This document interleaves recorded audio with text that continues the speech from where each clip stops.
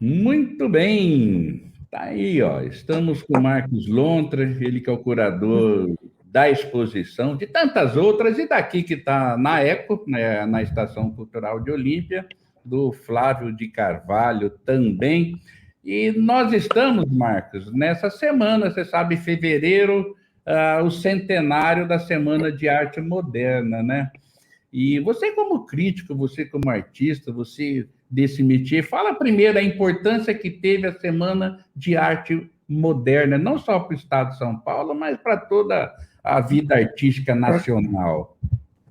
Bem, a Semana de Arte Moderna, ela é uma tentativa, quer dizer, na verdade, ela simboliza uma tentativa de intelectuais, de artistas e intelectuais brasileiros, de tentar, na verdade, apresentar uma proposta cultural, uma proposta estética, um Brasil que se aproxima. Quer dizer, um Brasil que buscava se apresentar já na década 20. Quer dizer, nós vivíamos ainda num olhar imperial, onde a ideia da arte brasileira era uma ideia profundamente europeia. Quer dizer, a proposta imperial era construir uma grande nação europeia nos trópicos. O modernismo busca criar diálogos com a Europa, mas, na verdade, dar a esse diálogo um sentido mais objetivo, um sentido mais crítico. Por isso, a ideia do movimento antropofágico, que a antropofagia, nesse sentido poético do Oswald, era a ideia de comer a informação externa e deglutir de uma maneira peculiar, de uma maneira particular nossa.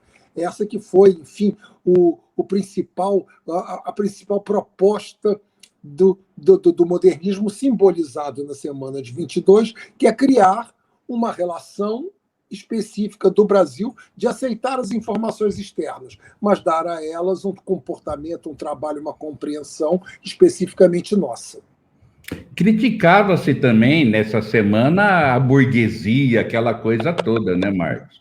É sempre assim, quer dizer, na verdade você tinha um país ainda estruturado dentro de uma base muito conservadora, que ainda hoje, na verdade, ainda perdura, né? Basta ver o nosso dia a dia por aí.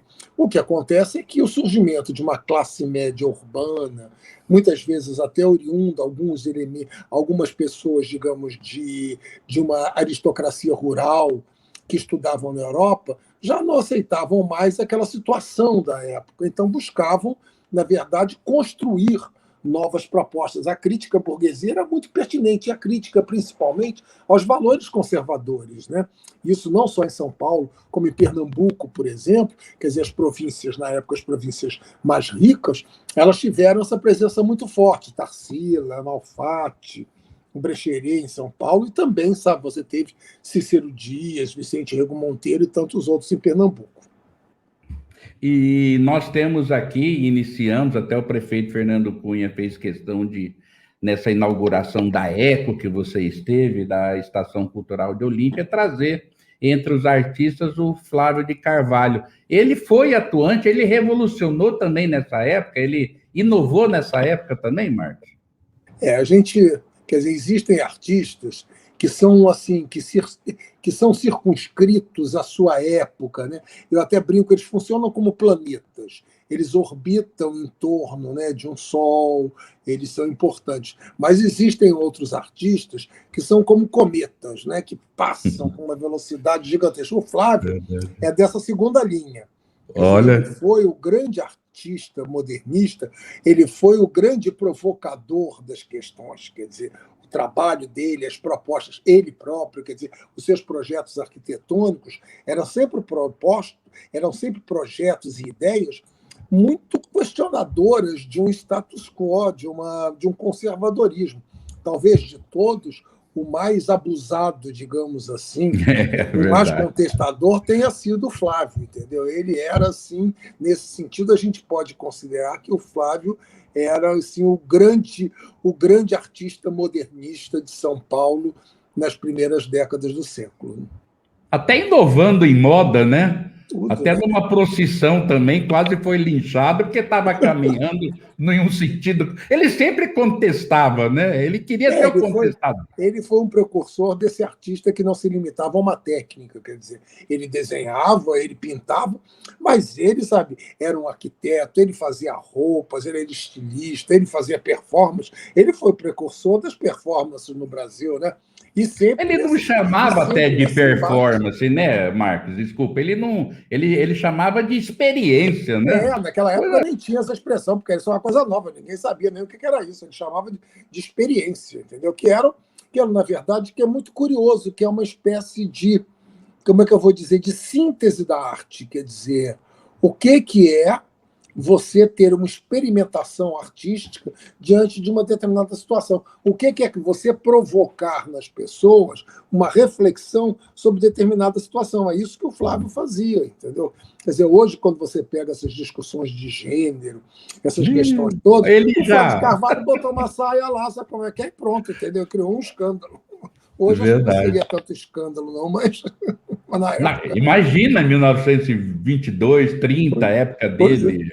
é verdade. Essas obras que estão na ECA, eu queria que você me falasse delas e da importância até do Olimpiense que não foi lá de visitar. Ela tem um tempo ainda que vai ficar lá ou não? Como que é? Vai, a nossa exposição do Flávio permanece até o final de maio. Quer dizer, é uma oportunidade extraordinária das pessoas visitarem um acervo inédito. Trata-se de um acervo jamais exposto em nenhum outro lugar do planeta. Quer dizer, é um acervo de uma coleção privada, sabe, que gentilmente nos ofereceu e aceitou o nosso convite, e pela primeira vez resolve expor. Então, são desenhos, gravuras e 6 pinturas, que são extraordinárias, que mostram toda essa força, essa ousadia, esse gesto rápido, tenso do Flávio de Carvalho. Vale a pena, quer dizer, eu aproveito para convidar a todos e que visitem não só os olimpienses, mas também os turistas, para que percebam que a Sim. Olímpia, além dos parques, além de todas as propostas que ela oferece ao turista, ela também tem uma vida cultural intensa. E a ECO veio para isso, né? Você esteve Essa é a aqui nossa na proposta, exatamente. inauguração e o conjunto todo até da ECO, né? É fantástico, né, Marcos? Eu acho que primeiro que é um trabalho muito importante, empreendido pelo prefeito Fernando Cunha, que é um trabalho de resgate, de recuperação do patrimônio histórico da cidade. Quer dizer, é muito importante para todos nós que o antigo, quer dizer, que a antiga estação ferroviária tenha sido Pois é. restaurada e esteja cumprindo o seu papel social, quer dizer, o seu papel cultural, de trazer informações para que as pessoas possam, na verdade, vindo à Olímpia, elas possam também se sensibilizar com a arte e com a cultura. Pois é, e você por aqui em Olímpia, foi uma surpresa até encontrá-lo. A gente aguarda mais novidades ou não? A sua visita aqui é uma visita. Estamos conversando. Não, eu venho sempre aqui, a ideia é colaborar com o prefeito, propondo revitalizações, quer dizer, há um interesse real do prefeito muito louvável de municiar a cidade de equipamentos importantes, de equipamentos dinâmicos.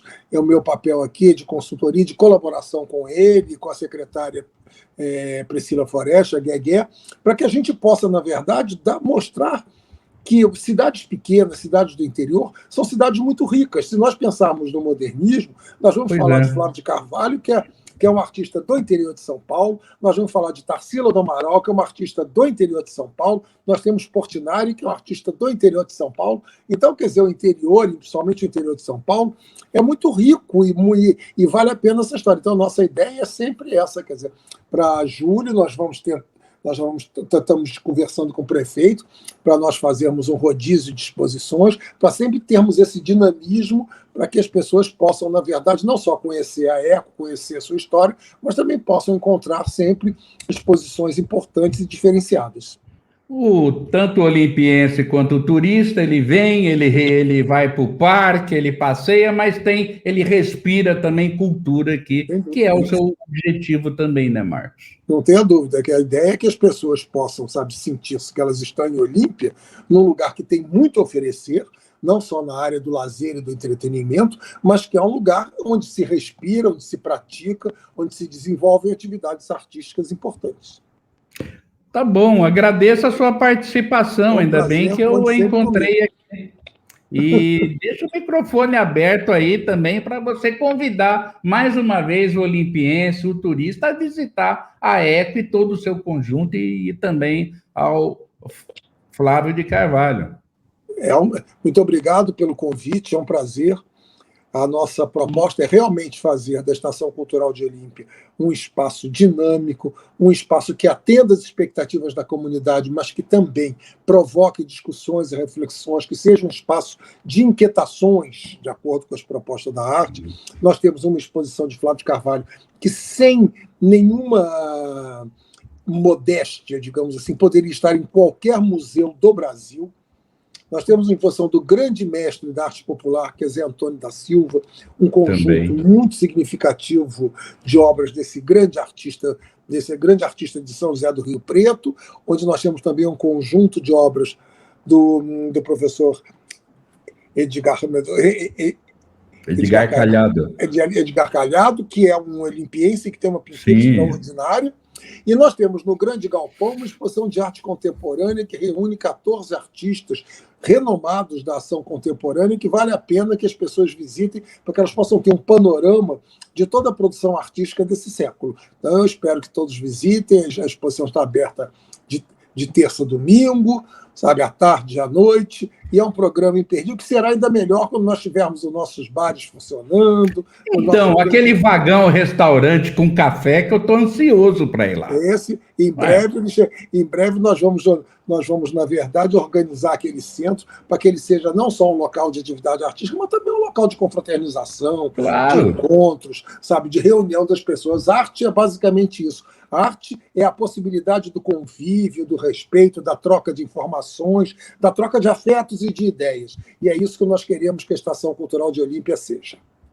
Agradeço, Marcos. Tudo de bom para você. Para vocês também. Um grande abraço, Leonardo.